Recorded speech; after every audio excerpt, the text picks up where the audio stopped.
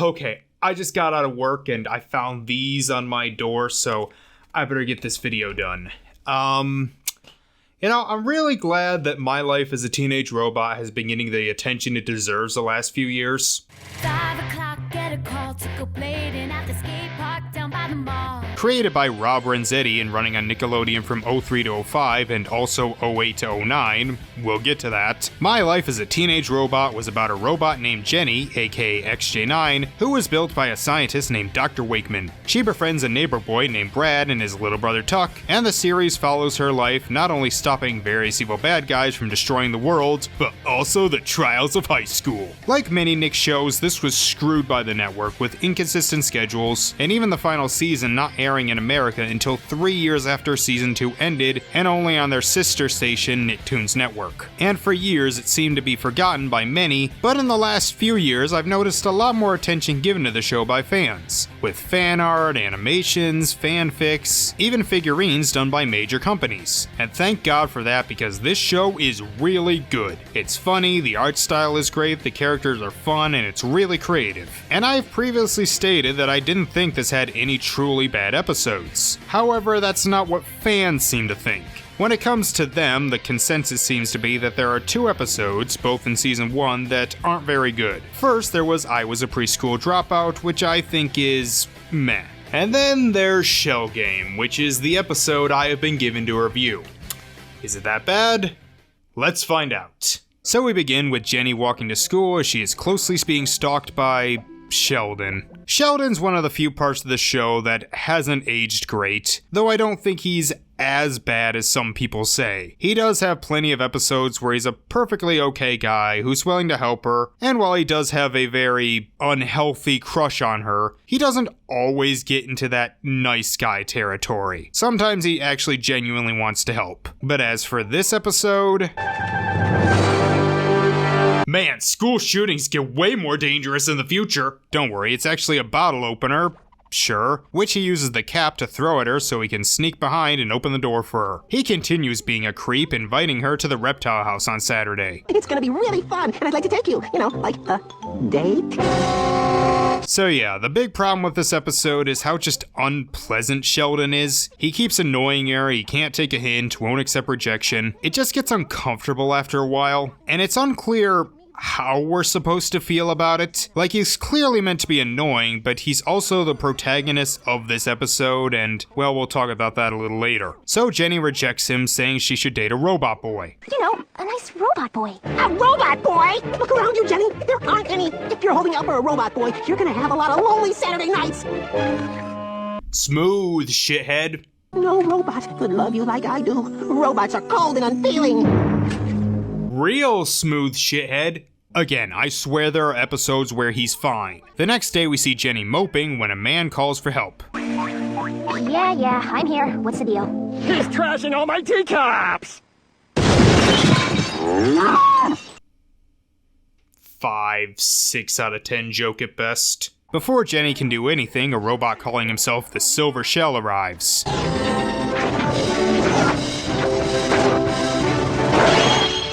Oh, yeah. So Silver's a bit of a misogynist, calling Jenny a little girl, but the Silver Shell sucks shit at fighting. Thankfully, Jenny stops the bull, allowing Silver Shell to take all the credit. You handle that mechanical bull like a real urban cowboy. Gee, thanks. Now run along, Missy. A hero of my caliber has no time to dig-dag. It lacks a view. So this is what Red Pillars think a Chad is. So Jenny is smitten, much to the annoyance of Sheldon. I've never been happier. I met the robot of my dreams. The Silver Shell.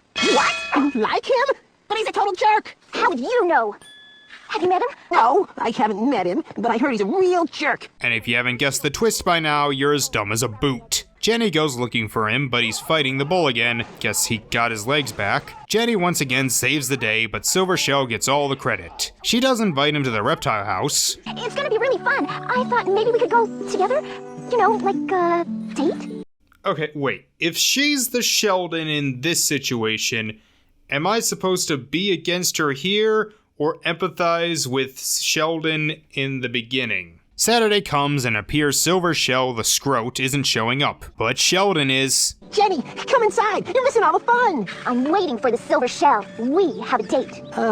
Jenny, I'm pretty sure he's not gonna show up. He's not really a social type. Man, knowing what comes later makes his words hurt so much more. He does, however, give Jenny an idea on how to get Shell's attention, by freeing all the snakes. Okay, I get she's technically a teenager, but this is still some guy she's met twice. Even the most hormonally charged teen wouldn't do this, and she's a damn robot. There are a couple of good jokes here. I say, old chap, you seem to have a Burmese fork toad perched upon your scalp. And you have a Tibetan trilling lizard on your domal bean. But some woman screaming unleashes a deadly python, which goes for Sheldon. No, my intervention is unnecessary. My silver wilver Shelly Welly will come. Are you sure about that? Any minute now, he's gonna burst through those doors and save the day. Well, whatever you think is... Oh, for fuck's sake, dude, just tell her the truth. She does end up saving him, and she even manages to subdue the snake without hurting him. But Jenny is still in love with Shell. I'll never forget him. I'll love that robot forever.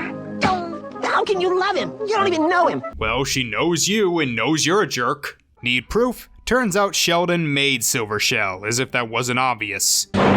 This is all your fault. You were supposed to show her what a jerk a robot boy can be. You blew it. She still likes you. My God, you're a horrible friend in person. So, your intended goal was to basically play with her emotions, possibly break her heart, and nearly get yourself killed by not telling her. Gee, I wonder why she doesn't want to be your girlfriend. I created a monster.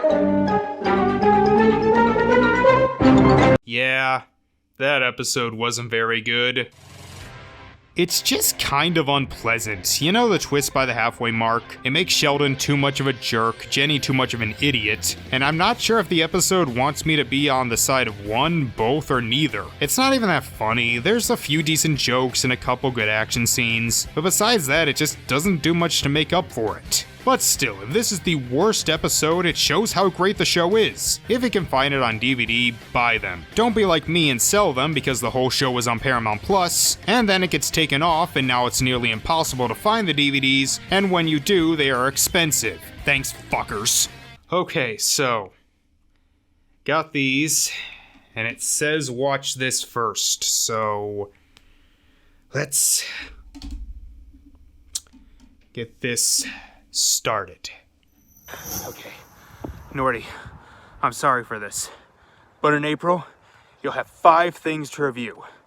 On that SD card are 5 films that are considered the worst ever made. One from each decade from the 70s to the 2010s. You have to do one a week, but when you finish, I put the instructions on what to do next at the end of the last film. It's almost over, man. Just get through these. Hopefully everything will turn out right. Good luck.